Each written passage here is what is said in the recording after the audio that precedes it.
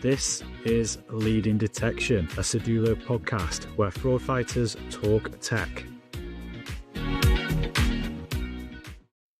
Welcome back to the Leading Detection podcast, and today we're joined by Shyam. And super important topic. We keep bringing it up. It's relevant that we keep talking about this. We're going to be talking about identity and how it's changing in the AI era. Shyam is an expert, shall we say, within fraud prevention, identity verification, and confidential AI. So it's going to be a great chat today. Shyam, thank you very much for joining us. Thank you, Matt. Thank you for having me. Lovely to talk to you again. Yeah, this time we'll be recording. And we had great fun having the prep call, so I'm looking forward to this one.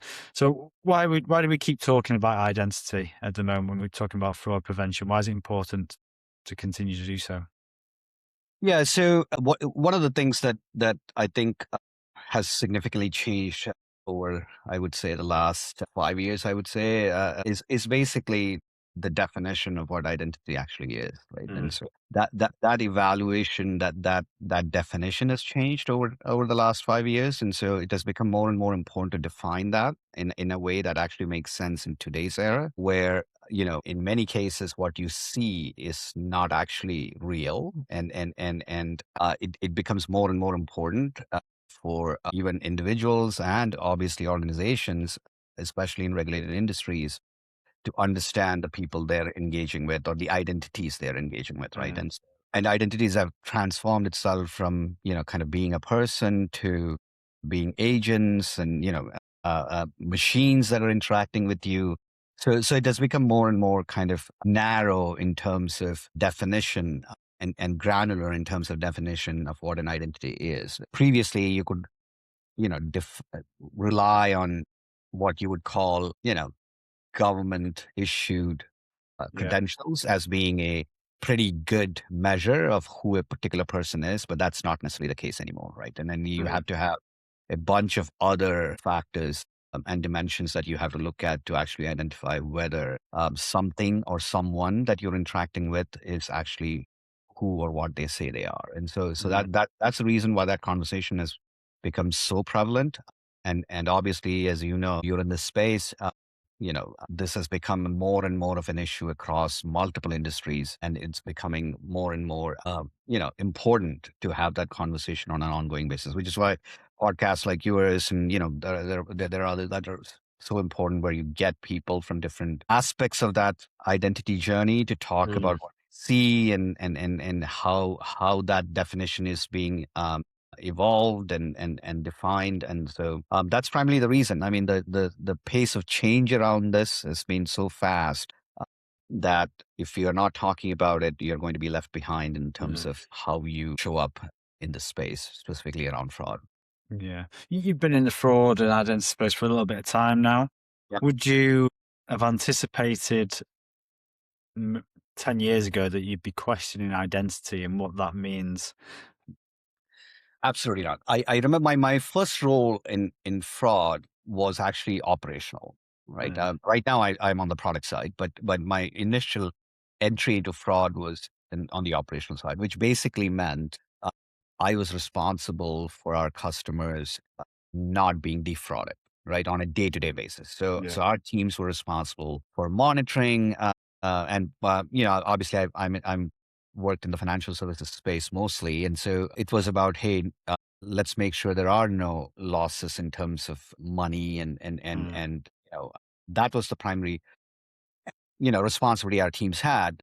And at the time, this is going back 10, 11 years now, would be the thing you hang your hat on was identity, right? Once a person had given you the credentials around their identity, you were perfectly comfortable saying, hey, we're fine with this person, right?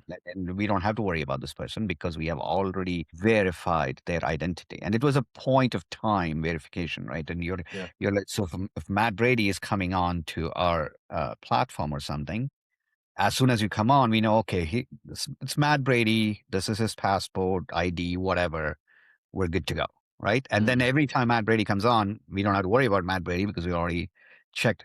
That's not at all the case today, right? Because first of all, the credentials that you present themselves may not be real, even though they appear real.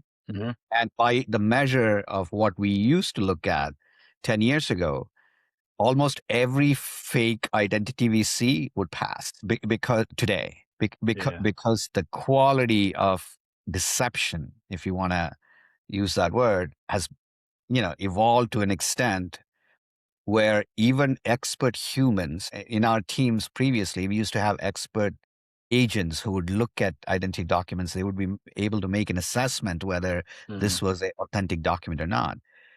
I have experts today at my tech who would look at it and they would not be able to tell whether that's, and so identity in itself is not sufficient anymore. It's necessary, but it's not Mm. sufficient to actually prevent a fraudster from doing damage to whatever journey that you are trying to secure, right? And so yeah, I would have never imagined what the and specifically the speed is Yeah. what's I mean, if you are a really forward thinking person, I'm sure you could have predicted, right, in the future you would have, but the pace with which it has happened is what's caught Mm. most teams, both operational teams and product teams, by surprise. And so and most of the teams that are doing well in this space are teams that are the most agile and have aligned their structure both from a uh, product build perspective and also from an organizational perspective to actually align with that pace Mm. and be able to support what customers need in kind of this evolving fraud space. Yeah. So, and before we kind of touch on AI, was it coming beforehand? This kind of push to a digital world, was it always going to be on the horizon that identity would be questioned? Did you see it coming? Yeah, so that's actually true because as we move, so initially when I started, a majority of traffic that my teams used to see were like point of sale Mm. kind of transactions, right? If Yeah. you're just looking at transaction security, which was basically somebody going into a outlet of some kind of Mm. retail outlet, something, and presenting a card in the point of sale, and you're just making a judgment about whether that transaction is valid or not in the Yeah. background, right? And then over time, and specifically, I would say around 16, 17, 18, 2016, 17, 18, a lot of the traffic started moving digitally. So it Yeah. became more of a card not present, it's a digital transaction. So the value you placed on certain other signals became more important, right? So, for Mm. example, where is that transaction initiated from? What is the IP address? What is the risk associated with the IP service provider? So there were other signals that you could look at in addition to the identity itself that you were looking at to begin with. And so it was basically adding another dimension to verifying whether a particular event was genuine and authentic. But what has happened is not just the migration of much of this activity to a digital sphere. It's more after that has happened, which already puts a certain layer of what you would call opaqueness Yeah. to what is happening. The idea that identity itself could be manipulated, right, became even more of a additional layer of what do you call confusion that you had to like maneuver through.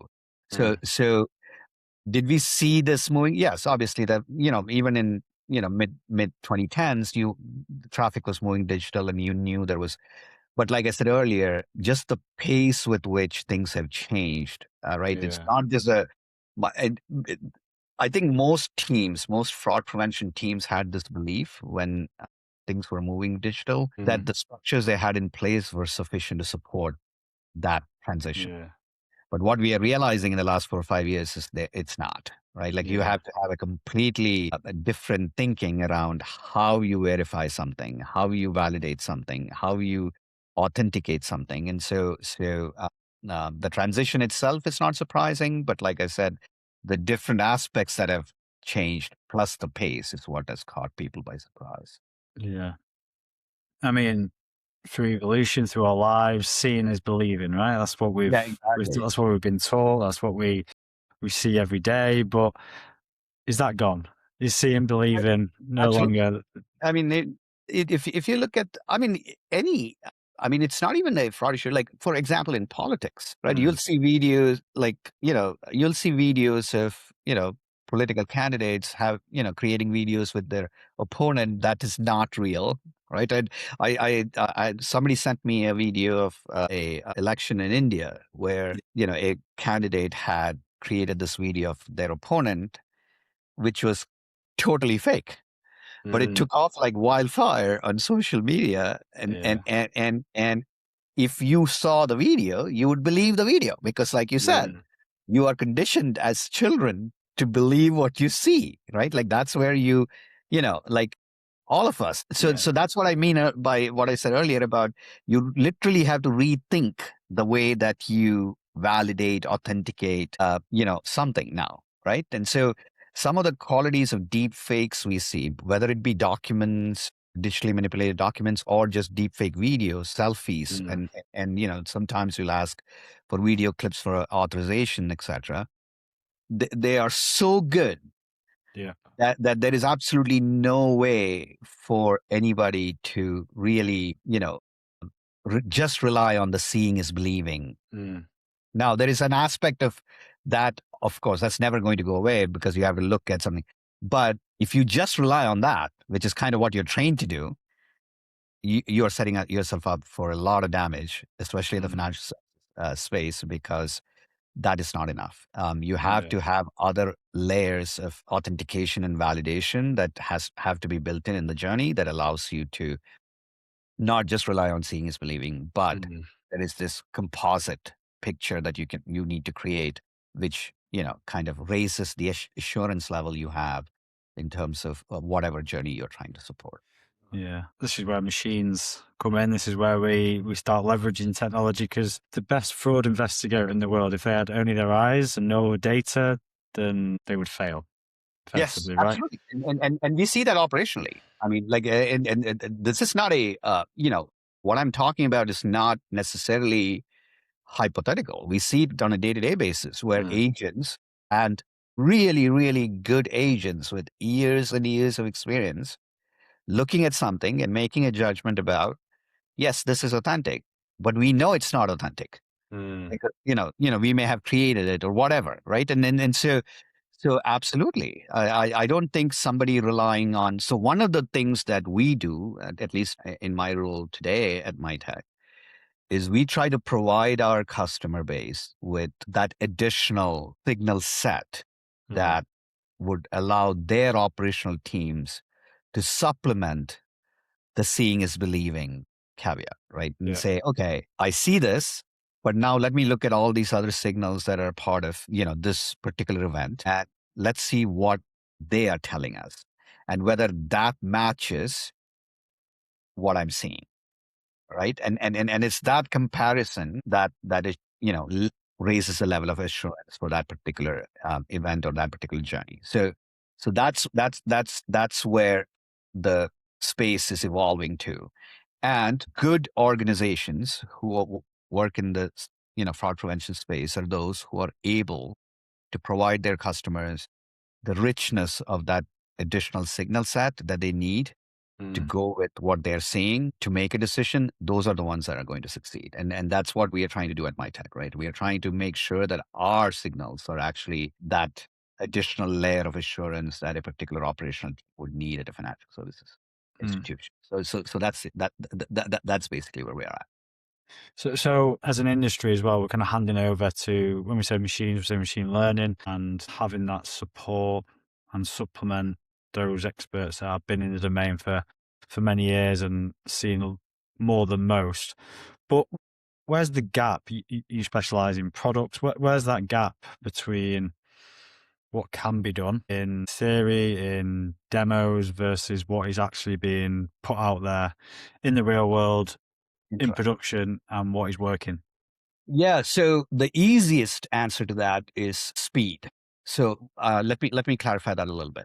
Theoretically, there are a lot of things you can do, right? Mm, The problem is all of us, for better or worse, operate under a strict kind of structure, whether that's organizational or regulatory, right? mhm, Organizational from an internal perspective, if you're a product yeah. team, regulatory as a industry, Yeah. right? So, for example, if my team decides, hey, we are seeing this attack pattern, whatever that may be, and we know how to address that attack pattern by building this X model, right? Mm. And deploying it into production. The problem is my team may be able to spin up that model in 2 weeks in a sprint, Yeah. right? But there is no financial institution that we work with can actually put it into production in a sprint because that it needs to go through the internal regulatory requirements of the model governance committee, the Mm. model approval, and that process in most large institutions, whether that be here in the US or in the UK or EU at large, that is at least, even in the fastest cases, are at Mm. least, right? Yeah.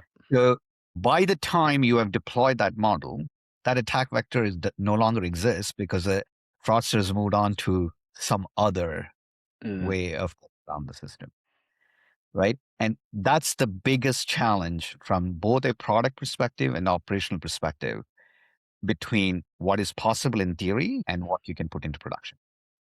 And one of the things that I was mentioning earlier about rethinking kind of how we approach this relates to this gap. I mean, and that this is a significant gap, by the way, right? Mm. And because I've had conversations with the biggest banks here in the U.S., people who lead fraud organizations there, and one of the things that they ask us to do is give them advance notice of what we may be building, so Okay. that they can start the process on their end Yeah. of actually getting the approvals necessary so that when we are ready, some way they will be ready. And by the way, that's not possible partly because that synchronicity is not actually 100% possible Mm. because to get the approval that they need on their side, they need performance metrics from us, which would only be available once we have actually completed the build, if you know what I mean, right? And so, Well, so, chicken and so, egg. so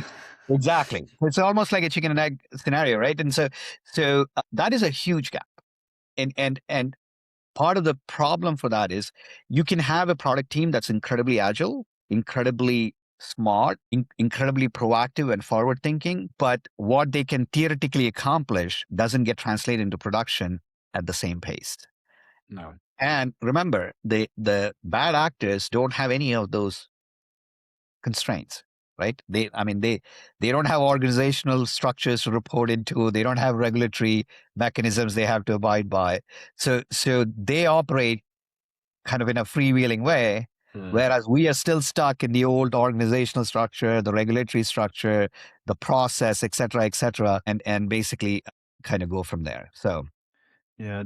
So if we're talking about technology, we're talking about people, we're talking about organization, which is most important, which is lacking, and because technology appears to be strong, right? yeah. Do we have the talent for the problem, or is it just organizational? Oh, no shortage of talent. I mean, the plenty of very, very smart people Mm. working on these problems, right? I know, like, and I worked in multiple institutions now in my career. Yeah. Everywhere you have really, really smart people. For me personally, that's one of the joys of the work I do because I Yeah. get to interact with so many people who are so bright and thinking about these things and much smarter than I am, and so it's intellectually really stimulating. But that capability, what I'm saying is, we are not harnessing it in the way that we should be harnessing it in Mm. terms of what do you call what we should be doing to kind of address the pace and speed with which things are happening, like I mentioned earlier, right? And so Yeah. no, there is no shortage of talent, man. I mean, it is talent everywhere, but it's about, are we in a position to actually harness that talent, Mm. and apply what that talent produces in a effective, timely way, operationally, productionize it in a timely way so that what is being produced by that talent is actually putting a whole, wall against some of these, you know, um, um, uh, challenges we see in the fraud space. So Yeah. I don't have any concerns around talent. We have had, like, just even from a recruiting perspective, right? I mean, we have a number of people. Like, we have never had an issue of not being able to find people. That's never been an issue. The issue has always been about, okay, we have all these people, they come up with all these great ideas. Now it's up to you as leadership to go figure out how to leverage what they have produced so that you bring maximum value to your customer base. So we've got the people. Would you say the technology is there? Is it still evolving? Yes, it is evolving. Confidential computing is one of the aspects that one of the challenges, if you want to talk about purely kind of from a technology perspective, has been specifically in regulated industries like financial services, Mm, data sharing, yeah, right? So, because your technology is only as good as the data you have. yeah. So and by the way, much of what you see today in the space is, you know, not limited to a single financial institution or a type of industry. It's actually across the board, right? And Mm, so if you're able to share some of the data between institutions, between organizations, that is incredibly beneficial in terms of just fraud prevention. But the mm, challenge is, because we operate in a kind of a regulated space, and some of that data is protected under whatever regulatory framework you want to talk about, depending on what geography you're in. That has always been a challenge, which is why some of this evolving technology and confidential computing, etc., makes it a little bit more easier to convince people that, hey, we can use your data to give you additional, signals that, as I was talking about earlier, and why that is actually valuable to you. So mm, the technology is evolving. Is the technology being leveraged better on the bad actor side? Probably. mhm, But I think that's got more to do with what I was mentioning earlier about, they don't have to go through regulatory frameworks and things like that. So they could pick up anything and do whatever they want to with that.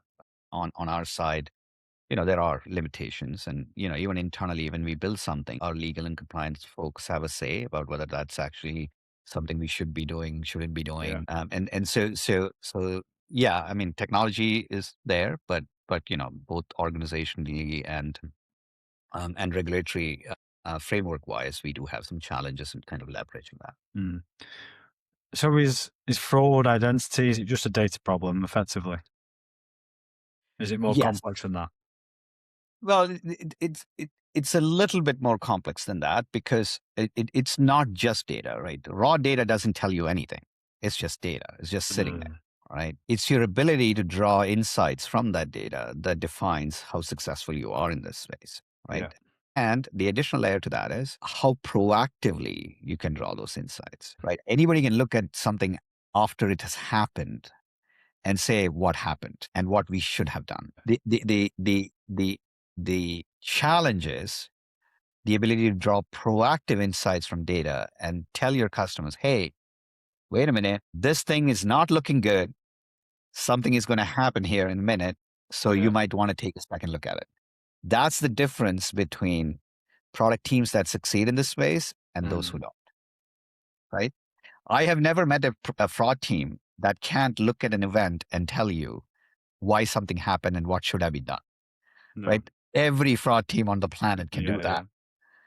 The good teams, whether they are operational or product, are teams that can look at a set of data signals and say proactively, we don't like the direction this is going.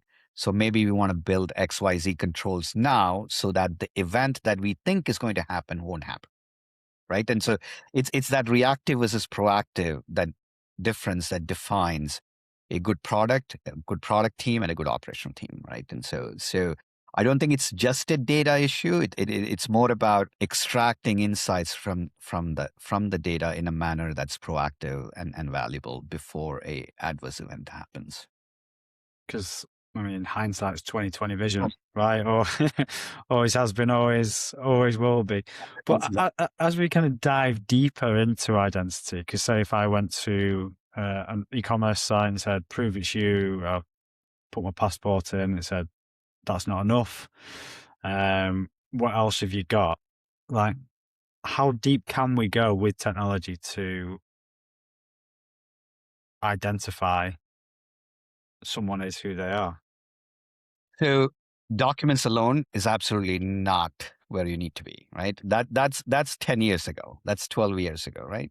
So now we have different, and in the EU they have this new EIDS, regulatory framework that has gone into place, and you have to be compliant by that. And one of the components of that is video verification is one of the ways so generally the regulatory framework is behind always to Yeah. what's actually happening, right? Because politicians and regulators generally are reactive always. Hmm. Like, oh, something happened, so now I need to put a regulation in to make sure that doesn't happen again. So this video framework, etc., is somewhat reactive, because if you look at it in the way that we see at MyTech, we see issues around injection attacks and things like that that easily kind of bypass all these video verifications. But from a regulatory framework, what we can do is kind Mm. of that, which is basically you combine identity with a biometric verification, whatever you want to. It could be video, it could be a selfie, whatever. Yeah. You also have handwriting verification stuff, etc. And so those kinds of things. But the speed that I was mentioning earlier in terms of the changes that are happening, even those additional layers that you're introducing are already falling behind in terms of what we are seeing, which is like injection attacks and deep fakes that actually bypass even your biometric checks. Mm. And so the best way that I know today is continuous verification. What that means is, if Matt Brady is coming on to my platform, it's not just Matt Brady's identity documents. It's not just Matt Brady's biometrics, whatever they may be. It is continuous verification as you're interacting with the platform, which means I am looking at your behavioral signals on an ongoing basis, as Mm. in, how fast do you type? Is this different from how we know Matt Brady types? How does his mouse movements, appear? The Yeah. tracker, all of these things. So it's almost an ongoing process. Previously, identity and fraud was about point of time verification and then say, okay, we're good. Now we know he's on the platform. Fine. No, that's no longer sufficient. Mm. What you need is, throughout the journey, you're continuously verifying, authenticating that person, so that any anomaly, right, that appears in behavior from where you normally log in. It's simple things. I mean, I know these things have existed for a while, but Yeah. they are much more valuable today in putting together that holistic picture Mm. of the person on the screen, right? And so I would say that is basically kind of the approach that most teams that I know are taking, both from a product design perspective. And I think one of the primary, or at least for my team at MyTech, in terms of product design, we look at the primary kind of goal we have is, how can we consolidate everything we can legally gather into one single Mm. holistic picture on an ongoing basis, Yeah. not a point of time, but on an ongoing basis, right? And so that's the approach. But like I said, even from a regulatory perspective, we are kind of behind the curve in terms of what we are Hmm. seeing in the market. So, would this approach be sufficient 2 years from now? I don't know. Probably not. But as of today, that's the best approach we have, and Yeah. that's what we are guided by generally. Okay. So to finish up, I'm gonna put you on the spot a little bit. So how do we push back against the rising costs of fighting fraud? Because we need more data, we need better technology, we need ongoing protection, not just point of time. So how do we balance that with cost? So this is a question product teams have to answer all the time, because Hmm. when you go to leadership, executive leadership, and say, I want to build this, Hmm. first question they would ask is, okay, how much is it going to cost you to build Yeah. this? Right? And say, and why is this a good business case? The Mm. the very simple answer to that is, the cost of not doing anything is just significantly higher, because the entire if you think about it, we literally do most of the things we do on a day-to-day basis in almost all spaces of our life digitally, right? I, I can't remember the last time I went into a bank. Can you think of the last time I went into a bank? Nope. And then, like even things like healthcare, things are sent to you through your app. Mm, Your test results come through your app. So you are operating in this opaque kind of digital world where knowing who is on the other end is becoming critical across the board. So mm, everything that you do on a day-to-day basis is based on that implicit trust you have of, who's behind on the other side of that interaction, whatever that interaction may be. And I'm not even speaking, like I said, specifically of financial services, right? Because mm. financial services, you can put, dollars and cents and say, okay, Yeah, this yeah, is yeah. stuff. But if it's your doctor you're interacting with, there is an implicit level of trust that you have, or a therapist. Mm, Behavioral health has moved online big time, right? You may be divulging things to the person on the other end that you've never seen that are incredibly private. mm. So the underlying currency there is that trust.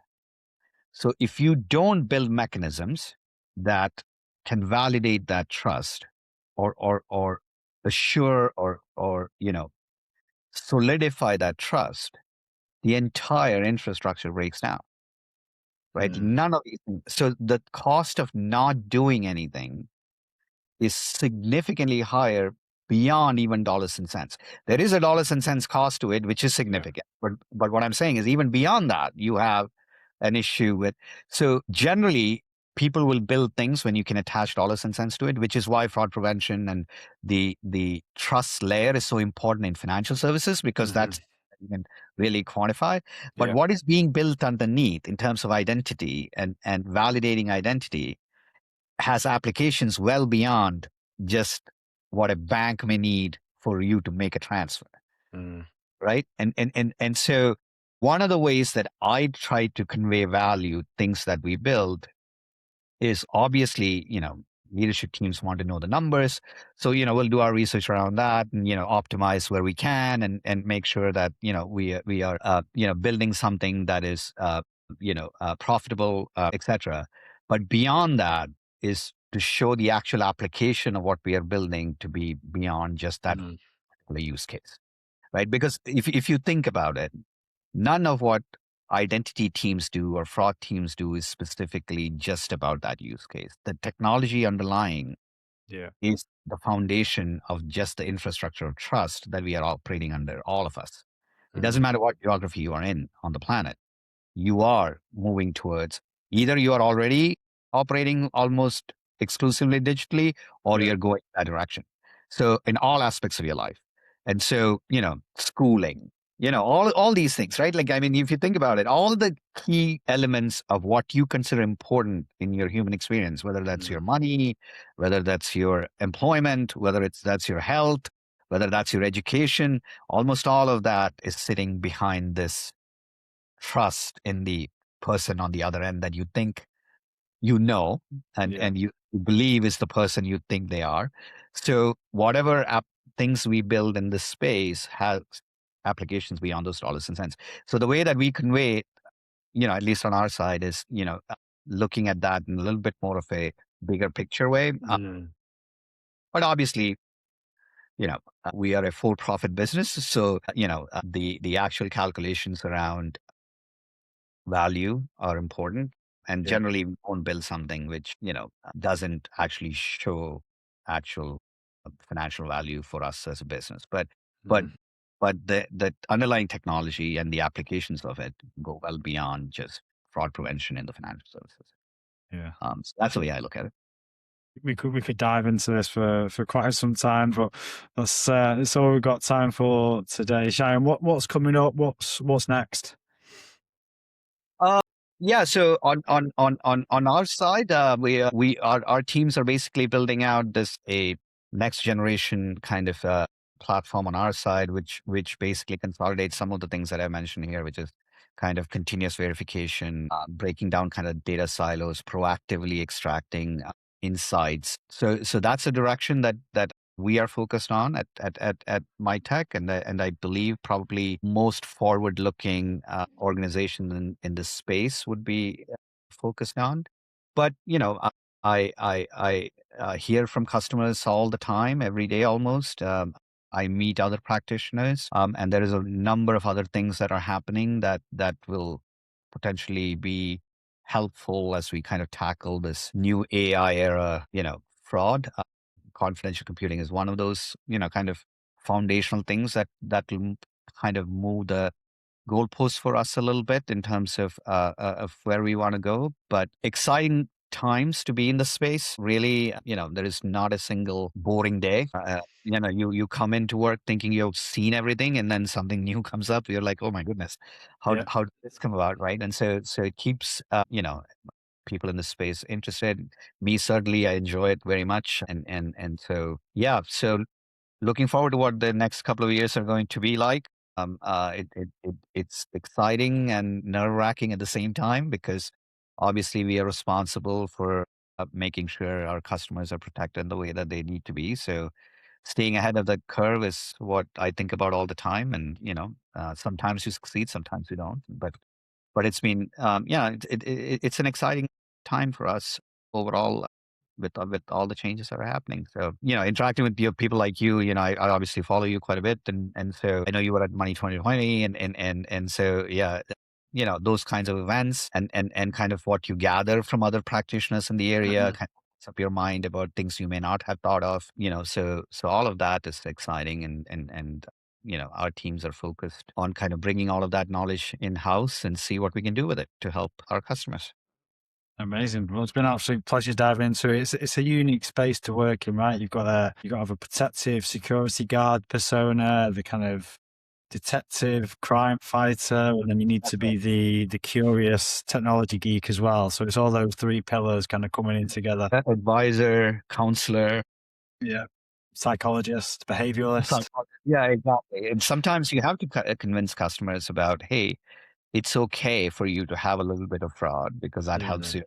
you. And those kinds of, there is quite a bit of educational component to it, right? Yeah. Because we see more than generally our customers, because customers are Mm, siloed in what they see in their space, right? And yeah. in their traffic. But we see across, multiple customers. And so, we are able to bring a perspective that they may not have internally. And what I've noticed in the last couple of years is the ask for that kind of insight has actually increased, right? And they Yeah. want you to come and tell them, hey, what are you seeing overall, right? What Yeah. is it that we are not seeing, but you are, so that we can start thinking about, hey, what should we be doing to, and that goes back to what we were talking about data sharing and things like that. It's a great time to be in this space. The fraud teams were not very visible, right? Generally the fraud and risk teams today in most institutions have a voice that's loud enough that what their opinion and their insight Mm, form kind of one pillar of all the decision frameworks that are built within that organization. yeah. And fraud's all the time. It's not going anywhere. So we'll a job. Yeah, so that's what I always mention to my team, right? Like it keeps us employed, which is Yeah. always a good thing. And so obviously not saying that we need to see an increase in fraud activity, but Uh, I don't think there is going to be any kind of letdown in terms of the dynamics we are seeing in the space. Shyam, it's been an absolute pleasure. Thank you for joining us. Where can people keep up with you and the work that you're doing? Yeah, so you can follow me on LinkedIn. I also have a website, shyammenon.com. I write very regularly. Some of the things that I've talked about here are on there, and obviously, you can follow my tech on LinkedIn as well. A lot of exciting things happening from our teams. So a lot of talent people on our team that are doing some amazing work, and so all those three channels would be good spaces to keep an eye on what is happening with my tech and me personally as well. Amazing. Well, absolute pleasure. I'm sure we'll do this again in the future. We'll speak soon. To the listeners, until next time, ciao for now. Thank you, Matt. Want to hear more about fighting fraud with tech? Subscribe to Leading Detection wherever you get your podcasts.